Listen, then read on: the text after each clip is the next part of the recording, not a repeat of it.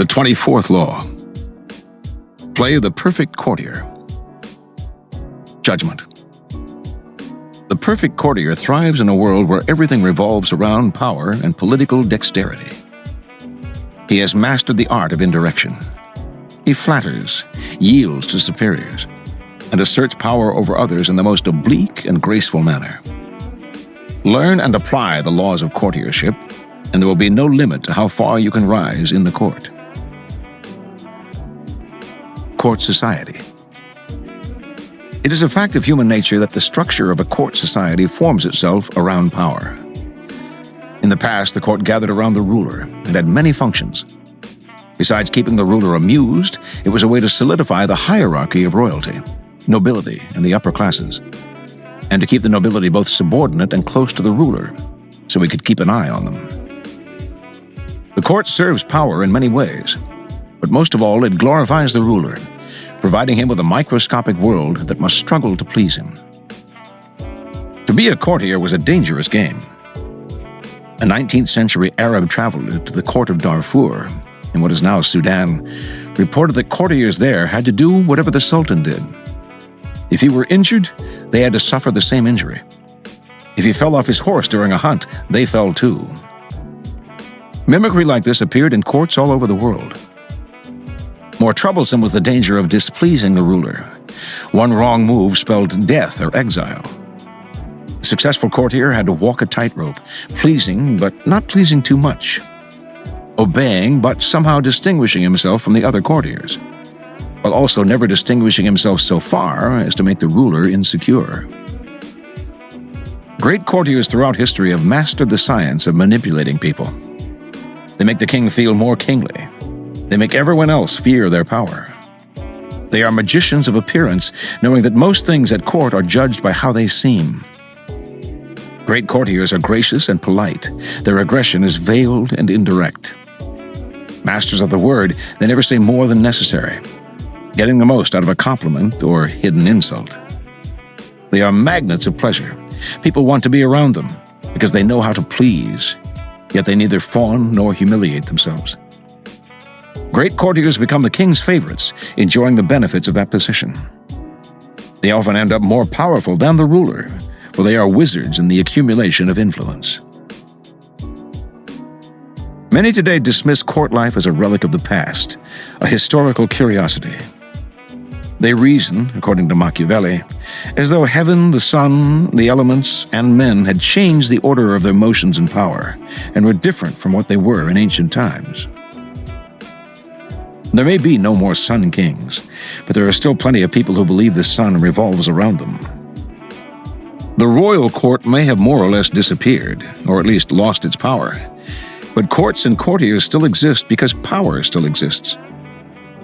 A courtier is rarely asked to fall off a horse anymore, but the laws that govern court politics are as timeless as the laws of power.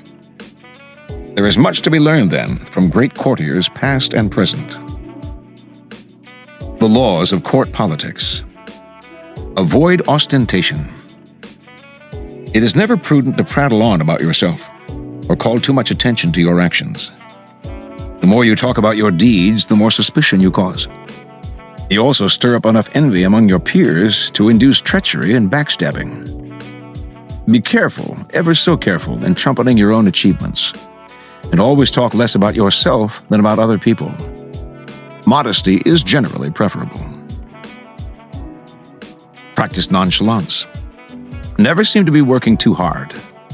Your talent must appear to flow naturally, with an ease that makes people take you for a genius rather than a workaholic. Even when something demands a lot of sweat, make it look effortless. People prefer to not see your blood and toil, which is another form of ostentation. It is better for them to marvel at how gracefully you have achieved your accomplishment than to wonder why it took so much work. Be frugal with flattery. It may seem that your superiors cannot get enough flattery, but too much of even a good thing loses its value. It also stirs up suspicion among your peers. Learn to flatter indirectly, by downplaying your own contribution, for example, to make your master look better. Arrange to be noticed. There is a paradox. You cannot display yourself too brazenly, yet you must also get yourself noticed. In the court of Louis XIV, whoever the king decided to look at rose instantly in the court hierarchy. You stand no chance of rising if the ruler does not notice you in the swamp of courtiers. This task requires much art. It is often initially a matter of being seen in the literal sense. Pay attention to your physical appearance then, and find a way to create a subtly distinctive style and image. Alter your style and language according to the person you are dealing with. The pseudo-belief in equality, the idea that talking and acting the same way with everyone, no matter what their rank, makes you somehow a paragon of civilization, is a terrible mistake. Those below you will take it as a form of condescension, which it is, and those above you will be offended, although they may not admit it. You must change your style and your way of speaking to suit each person. This is not lying, it is acting. And acting is an art, not a gift from God. Learn the art. This is also true for the great variety of cultures found in the modern court. Never assume that your criteria of behavior and judgment are universal. Not only is an inability to adapt to another culture the height of barbarism, it puts you at a disadvantage. Never be the bearer of bad news. The king kills the messenger who brings bad news. This is a cliché, but there is truth to it. You must struggle and, if necessary, lie and cheat to be sure that the lot of the bearer of bad news falls on a colleague, never on you. Bring only good news, and your approach will gladden your master. Never affect friendliness and intimacy with your master. He does not want a friend for a subordinate. He wants a subordinate. Never approach him in an easy, friendly way, or act as if you were on the best of terms. That is his prerogative. If he chooses to deal with you on this level, assume a wary chumminess. Otherwise, err in the opposite direction, and make the distance between you clear. Never criticize those above you directly. This may seem obvious, but there are often times when some sort of criticism is necessary. To say nothing or to give no advice would open you to risks of another sort. You must learn, however, to couch your advice and criticism as indirectly and as politely as possible. Think twice or 3 times before deciding you have made them sufficiently circuitous. Err on the side of subtlety and gentleness. Be frugal in asking those above you for favors. Nothing irritates a master more than having to reject someone's request. It stirs up guilt and resentment. Ask for favors as rarely as possible, and know when to stop. Rather than making yourself the supplicant, it is always better to earn your favors, so that the ruler bestows them willingly. Most important, do not ask for favors on another person's behalf, least of all of friends. Never joke about appearances or taste. A lively wit and a humorous disposition are essential qualities for a good courtier, and there are times when vulgarity is appropriate and engaging. But avoid any kind of joke about appearance or taste, two highly sensitive areas, especially with those above you. Do not even try it when you are away from them. You will dig your own grave. Do not be the court cynic. Express admiration for the good work of others. If you constantly criticize your equals or subordinates, some of that criticism will rub off on you, hovering over you like a gray cloud wherever you go. People will groan at each new cynical comment, and you will irritate them. By expressing modest admiration for other people's achievements, you paradoxically call attention to your own. The ability to express wonder and amazement and seem like you mean it is a rare and dying talent, but one still greatly valued. Be self-observant. The mirror is a miraculous invention. Without it, you would commit great sins against beauty and decorum. You also need a mirror for your actions. This can sometimes come from other people telling you what they see in you, but that is not the most trustworthy method. You must be the mirror, training your mind to try to see yourself as others see you. Are you acting too obsequious? Are you trying too hard to please? You seem desperate for attention, giving the impression that you are on the decline. Be observant about yourself, and you will avoid a mountain of blunders. Master your emotions. As an actor in a great play, you must learn to cry and laugh on command, and when it is appropriate. You must be able both to disguise your anger and frustration and to fake your contentment and agreement. You must be the master of your own face. Call it lying if you like. But if you prefer to not play the game and to always be honest and upfront, do not complain when others call you obnoxious and arrogant. Fit the spirit of the times. A slight affectation of a past era can be charming, as long as you choose a period at least 20 years back. Wearing the fashions of 10 years ago is ludicrous, unless you enjoy the role of court jester. Your spirit and way of thinking must keep up with the times, even if the times offend your sensibilities. Be too forward-thinking, however, and no one will understand you. It is never a good idea to stand out too much in this area. You are best off at least being able to mimic the spirit of the times. Be a source of pleasure. This is critical. It is an obvious law of human nature that we will flee what is unpleasant and distasteful, while charm and the promise of delight will draw us like moths to a flame. Make yourself the flame, and you will rise to the top. Since life is otherwise so full of unpleasantness, and pleasure is so scarce, you will be as indispensable as food and drink. This may seem obvious, but what is obvious is often ignored or unappreciated. There are degrees to this. Not everyone can play the role of favorite, for not everyone is blessed with charm and wit. But we can all control our unpleasant qualities and obscure them when necessary. As Jean de la Bruyère says, "A man who knows the court is master of his gestures, of his eyes, and of his face. He is profound, impenetrable. He dissimulates bad offices, smiles at his enemies, controls his irritation, disguises his passions, belies his heart, and speaks and acts against his feelings." Scenes of court life, exemplary deeds and fatal mistakes. Scene 1. Alexander the Great, conqueror of the Mediterranean basin and the Middle East through to India, had the great Aristotle as his tutor and mentor. And throughout his short life he remained devoted to philosophy and his master's teachings. He once complained to Aristotle that during his long campaigns he had no one with whom he could discuss philosophical matters. Aristotle responded by suggesting that he take Callisthenes, a former pupil of Aristotle's and a promising philosopher in his own right, along on the next campaign. Aristotle had schooled Callisthenes in the skills of being a courtier, but the young man secretly scoffed at them. He believed in pure philosophy, in unadorned words, in speaking the naked truth. If Alexander loved learning so much, Callisthenes thought, he could not object to one who spoke his mind. During one of Alexander's major campaigns, Callisthenes spoke his mind one too many times, and Alexander had him put to death. Interpretation. In court, honesty is a fool's game. Never be so self-absorbed as to believe that the master is interested in your criticisms of him, no matter how accurate they are. Scene 2.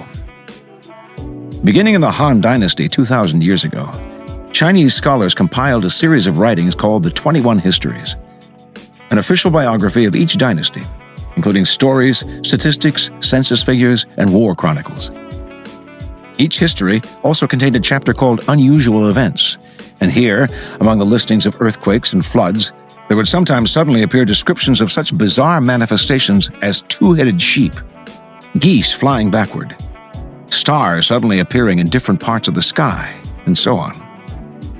The earthquakes could be historically verified, but the monsters and weird natural phenomena were clearly inserted on purpose and invariably occurred in clusters. What could this mean? The Chinese emperor was considered more than a man. He was a force of nature. His kingdom was the center of the universe, and everything revolved around him. He embodied the world's perfection. To criticize him or any of his actions would have been to criticize the divine order. No minister or courtier dared approach the emperor with even the slightest cautionary word. But emperors were fallible, and the kingdom suffered greatly by their mistakes. Inserting sightings of strange phenomena into the court chronicles was the only way to warn them. The emperor would read of geese flying backward and moons out of orbit, and realize he was being cautioned. His actions were unbalancing the universe and needed to change. Interpretation. For Chinese courtiers, the problem of how to give the emperor advice was an important issue. Over the years, thousands of them had died trying to warn or counsel their master. To be made safely, their criticisms had to be indirect. Yet if they were too indirect, they would not be heeded. The chronicles were their solution. Identify no one person as the source of criticism.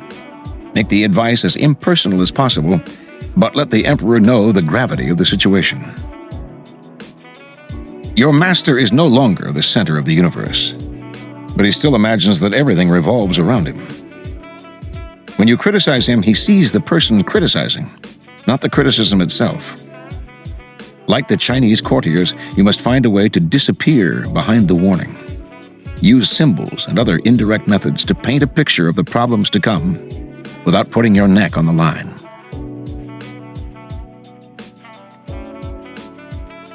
Scene 3. Early in his career, the French architect Jules Mansart received commissions to design minor additions to Versailles for King Louis XIV. For each design, he would draw up his plans, making sure they followed Louis's instructions closely. He would then present them to His Majesty. The courtier Saint-Simon described Mansart's technique in dealing with the king. His particular skill was to show the king plans that purposely included something imperfect about them, often dealing with the gardens, which were not Mansart's specialty. The king, as Mansart expected, would put his finger exactly on the problem and propose how to solve it, at which point Mansart would exclaim for all to hear that he would never have seen the problem that the king had so masterfully found and solved. He would burst with admiration, confessing that next to the king he was but a lowly pupil. At the age of 30, having used these methods time and time again, Mansart received a prestigious royal commission. Although he was less talented and experienced than a number of other French designers, he was to take charge of the enlargement of Versailles. He was the king's architect from then on. Interpretation. As a young man, Mansart had seen how many royal craftsmen in the service of Louis XIV had lost their positions, not through a lack of talent, but through a costly social blunder. He would not make that mistake. Mansart always strove to make Louis feel better about himself, to feed the king's vanity as publicly as possible. Never imagine that skill and talent are all that matter. In court, the courtier's art is more important than his talent.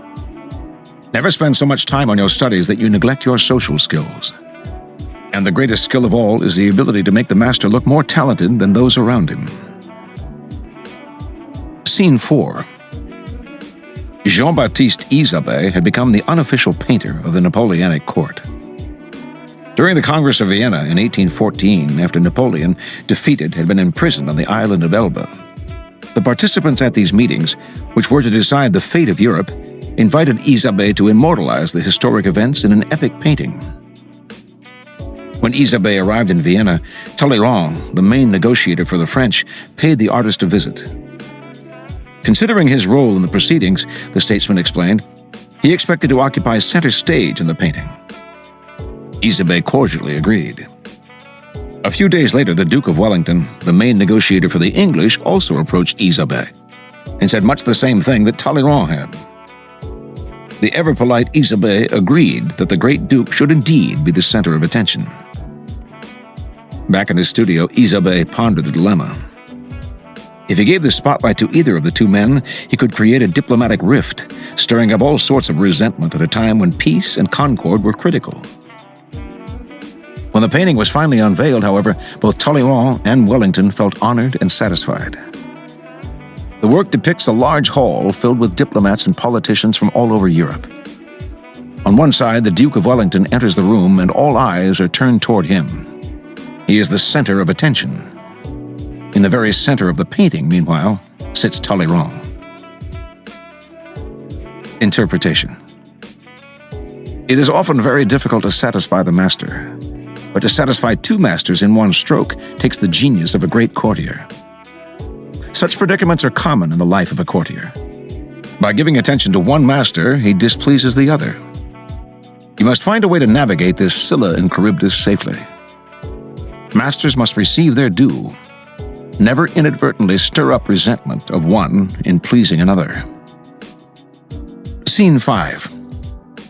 George Brummel, also known as Beau Brummel, made his mark in the late 1700s by the supreme elegance of his appearance. His popularization of shoe buckles, soon imitated by all the dandies, and his clever way with words. His London house was the fashionable spot in town, and Brummel was the authority on all matters of fashion. If he disliked your footwear, you immediately got rid of it, and bought whatever he was wearing. He perfected the art of tying a cravat. Lord Byron was said to spend many a night in front of the mirror trying to figure out the secret behind Brummel's perfect knots. One of Brummel's greatest admirers was the Prince of Wales, who fancied himself a fashionable young man. Becoming attached to the prince's court, and provided with a royal pension, Brummel was soon so sure of his own authority there that he took to joking about the prince's weight, referring to his host as Big Ben. Since trimness of figure was an important quality for a dandy, this was a withering criticism. At dinner once, when the service was slow, Brummel said to the prince, "Do ring, Big Ben." The prince rang, but when the valet arrived, he ordered the man to show Brummel the door and never admit him again. Despite falling into the prince's disfavor, Brummel continued to treat everyone around him with the same arrogance. Without the Prince of Wales' patronage to support him, he sank into horrible debt, but he maintained his insolent manners, and everyone soon abandoned him. He died in the most pitiable poverty, alone and deranged. Interpretation. Beau Brummel's devastating wit was one of the qualities that endeared him to the Prince of Wales. But not even he, the arbiter of taste and fashion, could get away with a joke about the prince's appearance, least of all to his face. Never joke about a person's plumpness, even indirectly, and particularly when he is your master. The poor houses of history are filled with people who have made such jokes at their master's expense. Scene 6. Pope Urban VIII wanted to be remembered for his skills in writing poetry, which unfortunately were mediocre at best. In 1629, Duke Francesco d'Este, knowing the Pope's literary pretensions, sent the poet Fulvio Testi as his ambassador to the Vatican. One of Testi's letters to the Duke reveals why he was chosen. Once our discussion was over, I kneeled to depart, but His Holiness made a signal and walked to another room where he sleeps. And after reaching a small table, he grabbed a bundle of papers, and thus, turning to me with a smiling face, he said, "We want your lordship to listen to some of our compositions." And in fact, he read me two very long Pindaric poems, one in praise of the Most Holy Virgin, and the other one about Countess Matilde. We don't know exactly what Testi thought of these very long poems, since it would have been dangerous for him to state his opinion freely, even in a letter. But he went on to write, I, following the mood, commented on each line with the needed praise, and, after having kissed His Holiness's foot for such an unusual sign of benevolence, the reading of the poetry, I left. Weeks later, when the Duke himself visited the Pope, he managed to recite entire verses of the Pope's poetry, and praised it enough to make the Pope so jubilant he seemed to lose his mind. Interpretation. In matters of taste, you can never be too obsequious with your master. Taste is one of the ego's prickliest parts. Never impugn or question the master's taste. His poetry is sublime, his dress impeccable, and his manner the model for all. Scene 7. One afternoon in ancient China, Chao, ruler of Han from 358 to 333 BC, got drunk and fell asleep in the palace gardens. The court crown keeper, whose sole task was to look after the ruler's head apparel, passed through the gardens and saw his master sleeping without a coat. Since it was getting cold, the crown keeper placed his own coat over the ruler and left. When Shao awoke and saw the coat upon him, he asked his attendants, "Who put more clothes on my body?" "The crown keeper," they replied. The ruler immediately called for his official coat keeper and had him punished for neglecting his duties. He also called for the crown keeper, whom he had beheaded. Interpretation. Do not overstep your bounds. Do what you are assigned to do, to the best of your abilities, and never do more. To think that by doing more you are doing better is a common blunder. It is never good to seem to be trying too hard. It is as if you were covering up some deficiency. Fulfilling a task that has not been asked of you just makes people suspicious. If you are a crown keeper, be a crown keeper. Save your excess energy for when you are not in the court. Scene 8. One day, for amusement, the Italian Renaissance painter Fra Filippo Lippi and some friends went sailing in a small boat off Ancona. There they were captured by 2 Moorish galleys, which hauled them off in chains to Barbary, where they were sold as slaves. For 18 long months, Filippo toiled with no hope of returning to Italy. On several occasions, Filippo saw the man who had bought him pass by, and one day he decided to sketch this man's portrait, using burnt coal, charcoal from the fire. Still in his chains, he found a white wall where he drew a full-length likeness of his owner in Moorish clothing. The owner soon heard about this, for no one had seen such skill in drawing before in these parts. It seemed like a miracle, a gift from God. The drawing so pleased the owner that he instantly gave Filippo his freedom and employed him in his court. All the big men on the Barbary coast came to see the magnificent color portraits that Fra Filippo then proceeded to do. And finally, in gratitude for the honor in this way brought upon him, Filippo's owner returned the artist safely to Italy. Interpretation. We who toil for other people have all in some way been captured by pirates and sold into slavery. But like Fra Filippo, if to a lesser degree, most of us possess some gift, some talent, an ability to do something better than other people. Make your master a gift of your talents and you will rise above other courtiers. Let him take the credit if necessary. It will only be temporary. Use him as a stepping stone, a way of displaying your talent and eventually buying your freedom from enslavement. Scene 9. Alfonso I of Aragon once had a servant who told the king that the night before he had had a dream. Alfonso had given him a gift of weapons, horses, and clothes.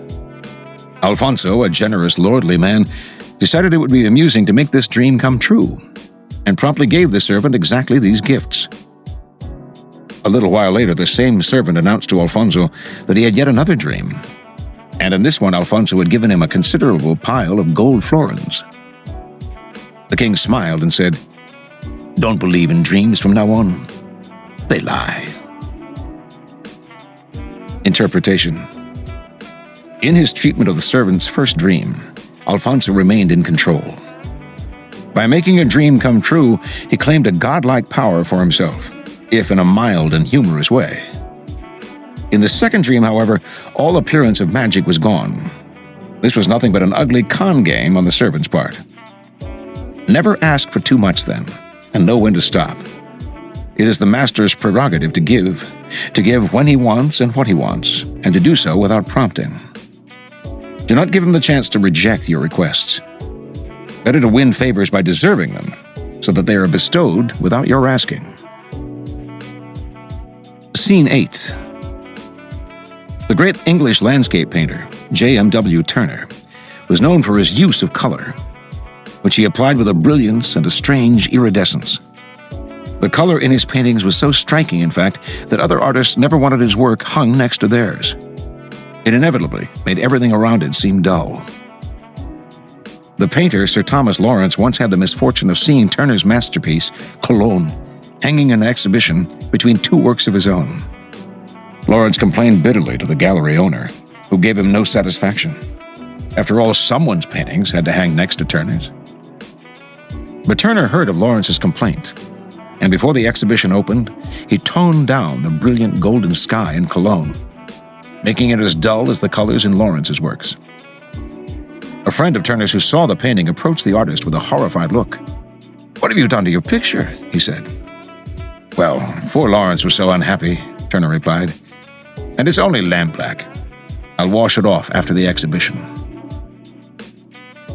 Interpretation. Many of a courtier's anxieties have to do with the master, with whom most dangers lie. Yet it is a mistake to imagine that the master is the only one to determine your fate. Your equals and subordinates play integral parts also. A court is a vast stew of resentments, fears, and powerful envy. You have to placate everyone who might someday harm you, deflecting their resentment and envy and diverting their hostility onto other people. Turner, eminent courtier, knew that his good fortune and fame depended on his fellow painters, as well as on his dealers and patrons. How many of the great have been felled by envious colleagues? Better temporarily to dull your brilliance than to suffer the slings and arrows of envy.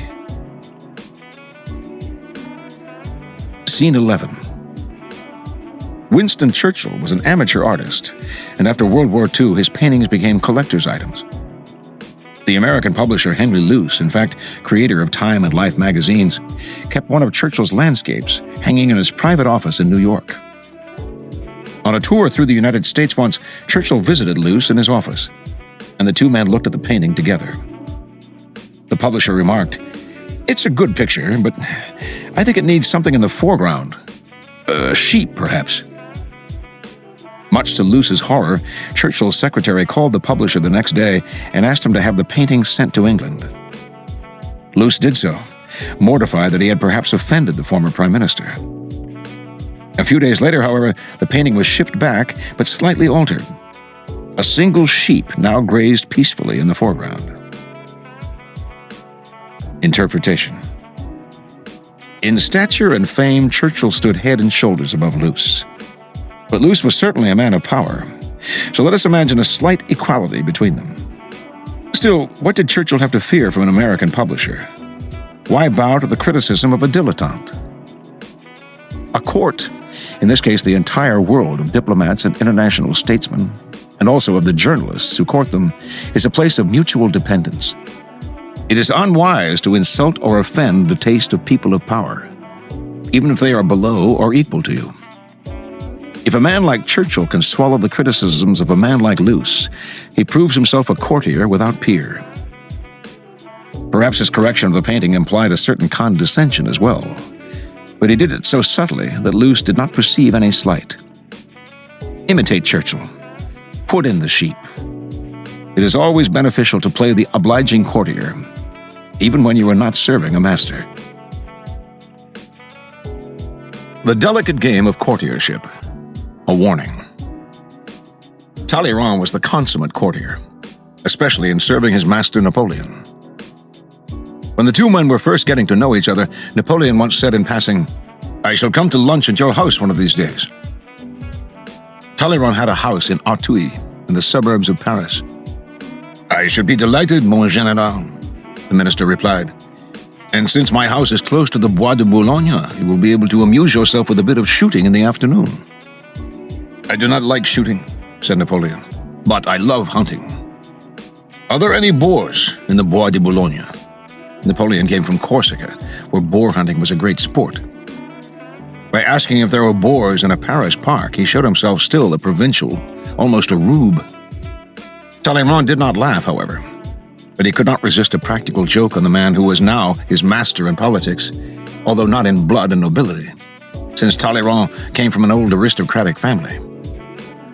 To Napoleon's question, then, he simply replied, "Very few, mon général, but I dare to say you will manage to find one."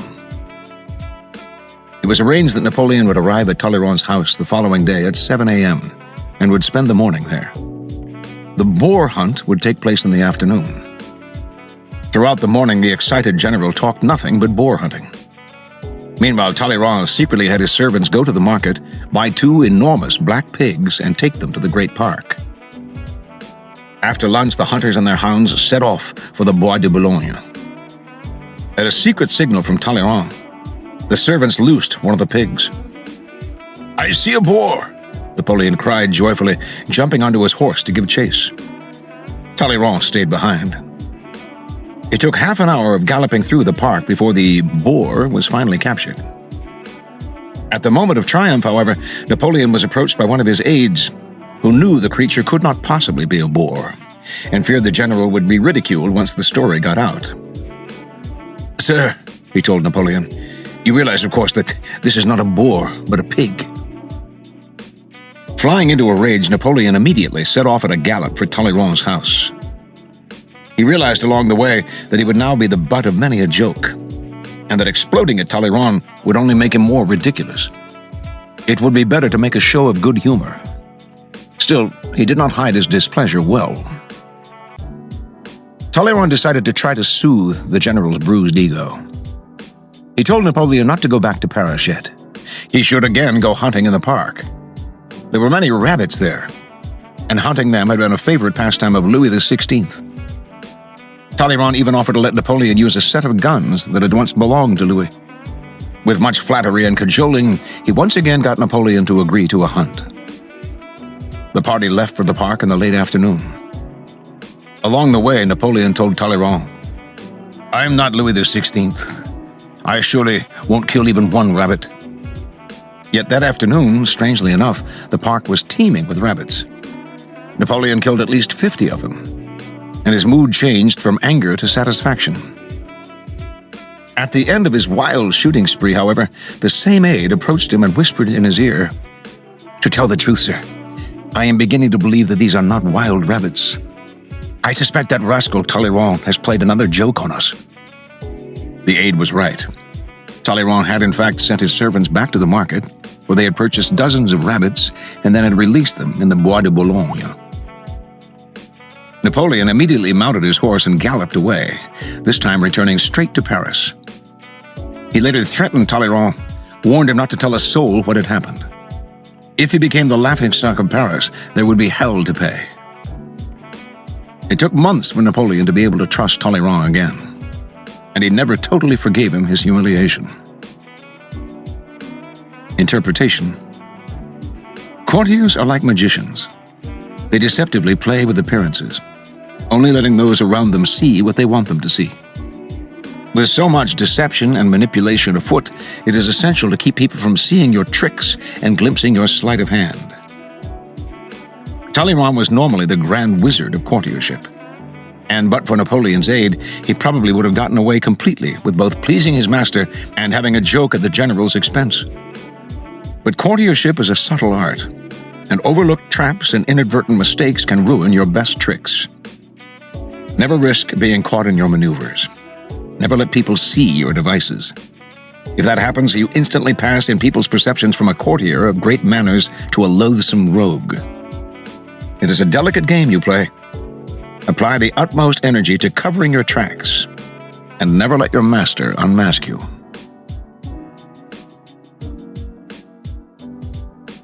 Here are some further reflections on this law.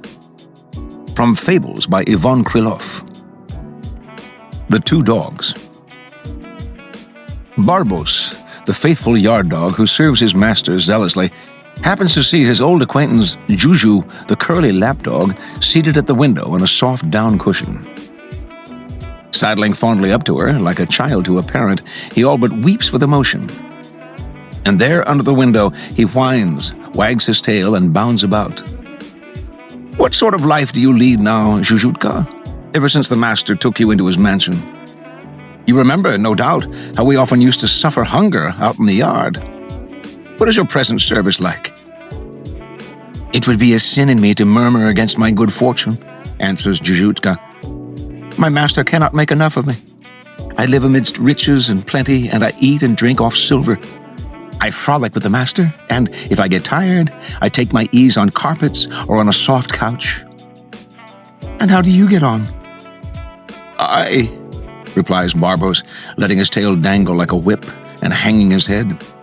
I live as I used to. I suffer from cold and hunger. And here, while guarding my master's house, I have to sleep at the foot of the wall, and I get drenched in the rain. And if I bark at the wrong time, I am whipped. But how did you, Juju, who were so small and weak, get taken into favor, while I jump out of my skin to no purpose? What is it you do? What is it you do? A pretty question to ask, replied Juju mockingly. I walk upon my hind legs. And from Arthur Schopenhauer. It is a wise thing to be polite. Consequently, it is a stupid thing to be rude. To make enemies by unnecessary and willful incivility is just as insane as proceeding to set your house on fire. For politeness is like a counter, an avowedly false coin, with which it is foolish to be stingy. A sensible man will be generous in the use of it. Wax, a substance naturally hard and brittle, can be made soft by the application of a little warmth, so that it will take any shape you please. In the same way, by being polite and friendly, you can make people pliable and obliging, even though they are apt to be crabbed and malevolent. Hence, politeness is to human nature what warmth is to wax.